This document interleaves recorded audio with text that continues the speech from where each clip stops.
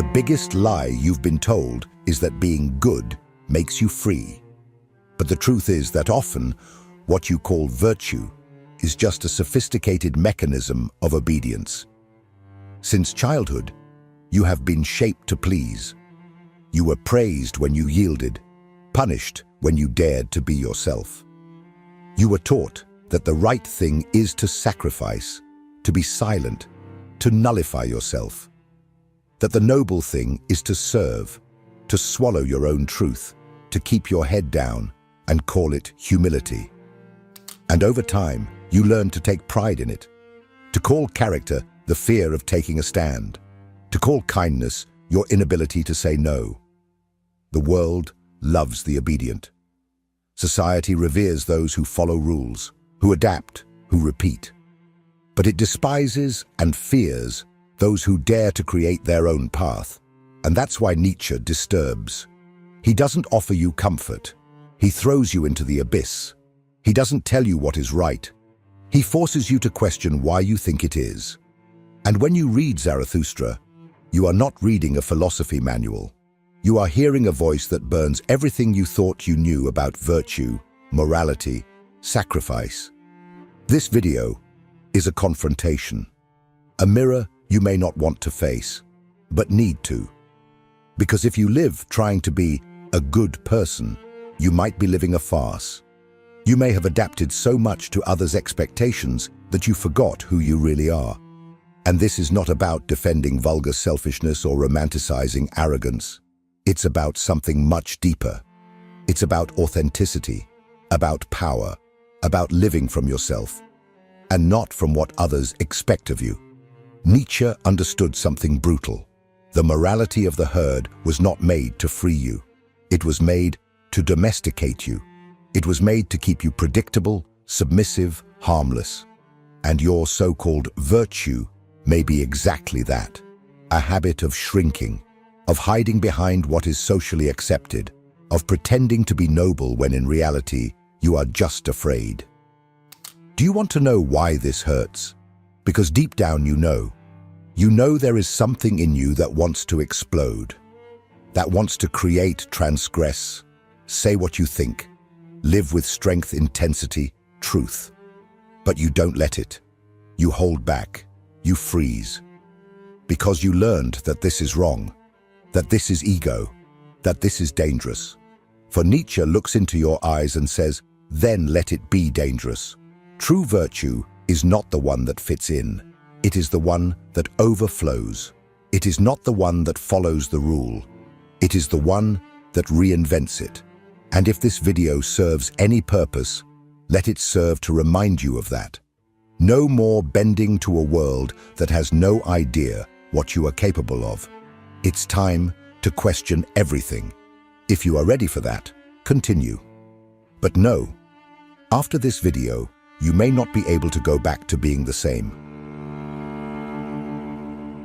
When Nietzsche declared that God is dead, he was not being provocative for sport. He did not want to shock the religious or create cheap controversy. What he did was announce the bankruptcy of an entire belief system that had sustained Western civilization for centuries. The death of God is not about the existence or non-existence of a divine entity. It is about the collapse of absolute truths, unquestionable commandments, inherited and unchosen morals. It is the end of the idea that there is a prefabricated meaning to life. And what remains when all of this falls apart? Chaos, emptiness, the vertigo of realizing that there is no longer a ready-made structure to follow, that there is no fixed, eternal good or evil guaranteed by some divine authority. And it is in this abyss that Nietzsche plants the seed of a new possibility, the birth of the Übermensch, the overman. The Übermensch is not a superhero nor a tyrant. It is someone who has transcended the morality of the herd, who no longer needs an external guide to live because they have become the creator of their own values. They do not live seeking approval, do not expect life to have ready-made meaning. They construct that meaning from within. It is someone who does not bow to tradition, but also does not rebel out of childish impulse. They simply do not belong to the common world. Nietzsche saw the human being as a bridge, and not as an end. A bridge between the animal and the Übermensch. And the tragedy of many is that they settle in the middle of the way. They cling to ready-made doctrines, become hostages of inherited ideas, live seeking to fit into a world that rewards conformity and punishes authenticity. And that is why the birth of the Übermensch is painful. Because it demands destruction. It requires burning everything that is old, everything that was accepted without questioning. It is a kind of rebirth that only happens after the symbolic death of what you thought you were. And perhaps you are exactly there, in the middle of this crossing, feeling that the old beliefs no longer make sense, but still afraid to let go of the edge. And that's okay. It is in this conflict that the new can be born. But for that, courage is needed. The courage to abandon the crutch of inherited morality. The courage to walk without maps. Nietzsche did not come to comfort you. He came to challenge you. To say that if you want true freedom, you will need to give up security. You will have to face the void and create something from it. But for that, first, you need to recognize the trap you have been placed in. The most dangerous illusion, that of imposed virtue. And it is precisely about this that we will talk now. About false morality, the virtue that demands, that requires, that binds, and how it may be controlling you, even when you think you are doing good. If this content is making sense to you, click the subscribe button and subscribe to the channel. Thank you for your support. You have been trained to believe that doing good is always right, that being virtuous is synonymous with being moral, that helping others, following rules, fulfilling duties is what makes someone worthy. But Nietzsche invites you to look deeper and see what really hides behind this so-praised virtue. There is a virtue that is not noble, although it is presented as such. It is the virtue that demands, that charges, that paralyzes you with the idea that you must sacrifice yourself all the time, that you need to prove your goodness, that you must show yourself useful, humble, submissive. It disguises itself as altruism, but it is intoxicated with vanity. It makes you say yes when you want to say no. It transforms you into a martyr, and then demands that you take pride in it. Nietzsche clearly saw the trap. This supposed virtue is a social construct made to domesticate the individual. It is a type of morality created not to free the human spirit, but to keep it chained. A morality that arises from the resentment of the weak, those who do not have the strength to assert their own will, and then invent a morality to condemn the strong. Have you noticed how the good live in a state of constant judgment? They are always ready to point the finger. They smile on the outside, but inside, they hope you fall. Because the demanding virtue cannot stand the freedom of others. It feeds on control, recognition, guilt, and the cruelest part? This virtue often lives within you. How many times have you felt guilty for setting your own boundaries? How many times have you refrained from following your most authentic impulse out of fear of seeming selfish? How many times have you negated yourself thinking that this was right? Well, there it is. This is the demanding virtue, the one that forces you to live outward, never inward. That measures the value of a human being by their utility to others, never by their fidelity to themselves. Nietzsche called this the slave morality, a value system created by those who cannot bear the freedom of the strong. It is the morality that teaches that desiring is wrong, that asserting one's own will is arrogance, that living intensely is selfishness. And so, you are educated from an early age to be ashamed of your strength. But there is another way, another virtue, one that does not come from obligation, guilt, or fear of punishment. a virtue that is not built on absence, but on abundance. That does not expect reward because it does not need to. A virtue that demands nothing because it only knows how to give. And it is exactly this virtue that Zarathustra presents in chapter 22, and that we will now explore in depth. Get ready to discover the virtue that arises from abundance, not from scarcity. The virtue that shines like the sun and never asks for applause. At the end of the first part of Thus Spoke Zarathustra, Nietzsche delivers not a lesson, but a revelation. Chapter 22. Of the virtue that gives is not just a critique of traditional morality. It is a declaration of independence. A clean break from everything we call virtue, but which, in reality, hides fear, dependence, and the need for approval. Zarathustra rises to his highest point, as if he is about to bid farewell to the world. And there, like a prophet who does not preach salvation, but transformation, he reveals what he considers the only virtue worthy of existence, the one that gives. But it does not give because it was commanded. It does not give because it feels guilty. It does not give because it wants to be recognized. It gives because it overflows, because it is full, because it cannot contain its strength. Nietzsche is telling us that true virtue arises from abundance. And that changes everything. Because while traditional morality is based on lack, on what you cannot, on what you must, on what is lacking in you, the virtue that gives arises from excess. It is a flow, a natural spilling of the elevated soul. Zarathustra compares this virtue to the sun. The sun does not choose who it will shine upon. It does not ask for thanks. It does not expect a return. It simply shines because it is in its nature. This is what Nietzsche proposes, that human beings, when they reach a state of inner power, no longer need rules. They act from their essence. They give because they are free. And freedom here is not doing what one wants.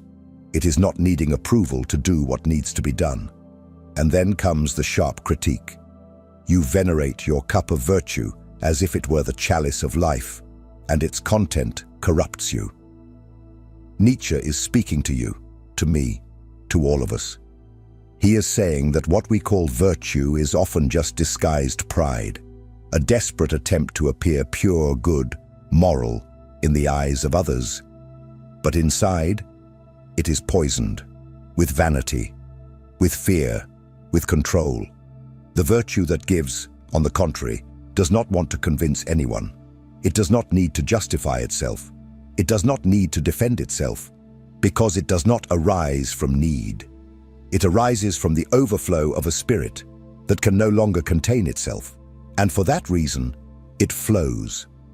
Like the river of Zarathustra, which he wishes to spill both good and evil without distinction, because true giving does not choose, it simply delivers.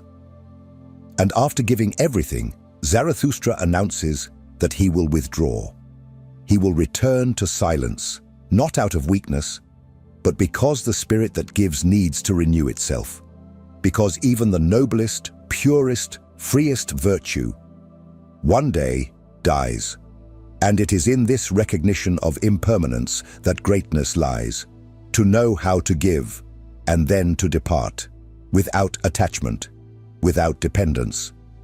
It is here that Nietzsche's vision reaches its most mature form. He is not just talking about ethics. He is talking about a style of existence, a way of being so full that it does not need moral frames. And this leads us to a crucial point. What happens when a human being reaches this state of abundance? What does it mean to live in such a way that giving becomes inevitable? This is what we will see next, diving deep into what Nietzsche really meant by this overflowing virtue. A virtue that does not demand, that does not judge, that simply is.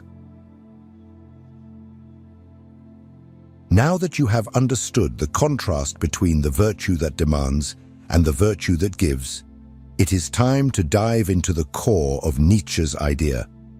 True virtue can only exist where there is fullness. And this is a radical break from everything you have learned so far. You have always been taught that virtue is effort, that being good requires sacrifice, that you need to fight against your impulses, repress your desires, swallow your anger, stifle your will, all in the name of a supposed greater good. But Nietzsche turns all of this upside down. He says, true virtue does not come from effort, it comes from excess. It is not built on self-denial, but on the total affirmation of one's own being. Think of a cup that overflows. That's it. A human being, when whole, when connected with their own essence, their strength, their creation, does not need reasons to give. They give because they cannot contain themselves. They give because they are too alive, because they feel too much, because they are too much. This giving has no agenda. It has no strategy. It is not trying to be accepted. It is not trying to be admired. It simply happens. Like the sun, like the rain, like the art of a true creator. And this requires a brutal change in the way you perceive yourself. Because if you still think you need to strive to be good, then you are still trapped. Because when being is truly full, it does not act out of obligation, it acts out of nature. Nietzsche is proposing an ideal of a human being who does not live out of fear, nor for reward, who does not submit to traditional morality, nor rebelliously reacts against it in a childish way. He proposes the birth of a new type of being, the creator, the one who gives because they are free, the one who acts because they are whole, the one who shines without expecting applause. And perhaps you are feeling discomfort now. Perhaps you are realizing how much of your supposed goodness is still an attempt to please, to protect yourself, to not be rejected. And that's okay. Most people are like that. But now you know. And knowing is the first step to transformation. Because the virtue that gives is not a behavior, it is a state of being. And this state is only possible when you break with the idea that you need to earn your existence. When you understand that there is nothing you need to prove, that you do not need anyone's permission to be yourself, but even this virtue so pure, so authentic, is subject to the laws of life. Nietzsche does not romanticize or idealize. He knows that everything that is born dies. And it is about this impermanence, about the inevitable cycle of life, death and detachment, that we will talk now, because even the virtue that gives needs to know when to let go. If what you're hearing resonates with you, you'll find real value in my ebook, Beyond the Shadow. It breaks down Jung's core ideas and gives you tools to understand yourself more deeply. Link is in the pinned comment. No virtue, no matter how authentic, escapes the cycle of life. Everything that lives dies, everything that blooms withers, and Nietzsche, unlike so many other thinkers, does not try to protect you from this reality.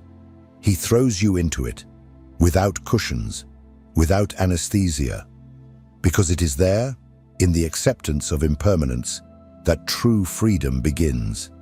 Zarathustra, after giving everything of himself, understands that even his virtue needs to die. And there is no sadness in that. There is no despair. There is beauty. There is acceptance. There is wisdom. Because the true creator knows when to stop, knows that even giving needs a pause, that even the sun sets. Nietzsche does not want you to live eternally in a state of blind giving. He wants you to learn to dance with existence, to know how to shine when you are full, but also to know how to withdraw when necessary. Because the being that gives also needs to renew itself, needs to return to the source, needs to die, symbolically, to be reborn with more strength, more clarity, more truth. This cycle is not a weakness. It is a right, a sacred movement. The Creator is not a servant of the world. He does not live giving until he fades away. He gives because he is whole.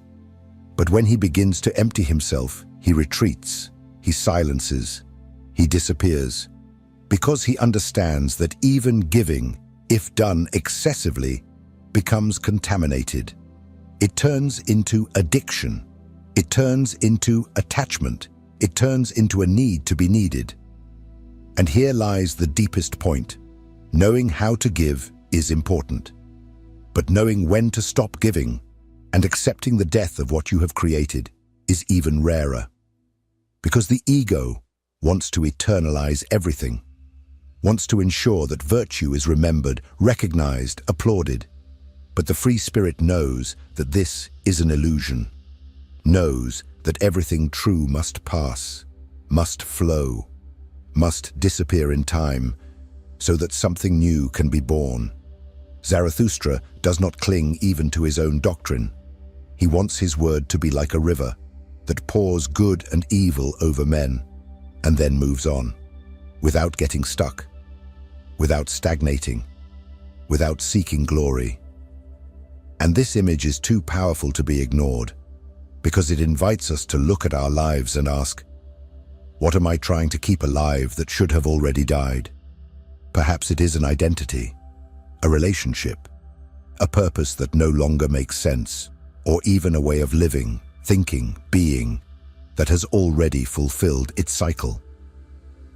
Nietzsche challenges you to let go, to release, to not cling even to what is purest in you. And this detachment requires something that few have: inner silence, the ability to step back, to return to oneself, to understand that the spirit that gives also needs to withdraw. This is exactly what Zarathustra does next. He departs, he disappears. He returns to isolation not as an escape, but as a rebirth. And it is about this powerful, necessary, and profound withdrawal, about the creative silence, that we will talk now. Because even the strongest need to rebuild themselves in the void. Zarathustra falls silent, and his silence screams. It screams freedom, it screams maturity, it screams detachment. After giving everything, everything indeed, he chooses to leave, not out of weakness, but because he knows that even light needs to dim a little to shine with full force again. And this gesture, this voluntary withdrawal, says more about strength than any display of power. Nietzsche understood a truth that few can bear to face. No one can sustain infinite giving without dying inside. The soul that offers too much without pause, without silence, without returning to the source, ends up dry, bitter, resentful. That's why the authentic creator knows how to withdraw. He doesn't need the stage. He doesn't need the audience. He needs the connection to his own source, and this source can only be accessed in silence. But our culture fears emptiness. It is disgusted by silence. It values noise, performance, exhibitionism. The world wants you to always be present, always available, always giving. And if you fall silent, you are forgotten. If you withdraw, you are judged. If you preserve yourself, you are attacked. But Nietzsche shows you another way. The path of conscious isolation, the disappearance that heals, the absence that regenerates. Zarathustra retreats because he has already given everything he could at that moment. And if you are feeling something similar, if you feel you have nothing more to offer right now, that you need air, space, darkness, then perhaps this is your call to stop. Not out of surrender, but out of clarity, out of wisdom. Because true giving only happens when there is a source overflowing behind it. And here is the most important point. Do not be afraid to disappear for a while. Turn off the world. Silence the outside voices. Listen to what is inside you, even if it scares you. It is in this silence that your real power resides. It is in it that you will understand that you don't need to be useful all the time to be valuable. You are, even when you are not doing. You are worth it. even when you are silent. Now, I want you to write a sentence here in the comments. A simple affirmation, a choice, a commitment to yourself. I choose the silence that rebuilds me. Write that. Make it real. And if you can, read what others have written too. Perhaps you will find someone there going through the same as you. And then, continue. Watch the next video. It is essential. And if you have made it this far, you know, it is not by chance.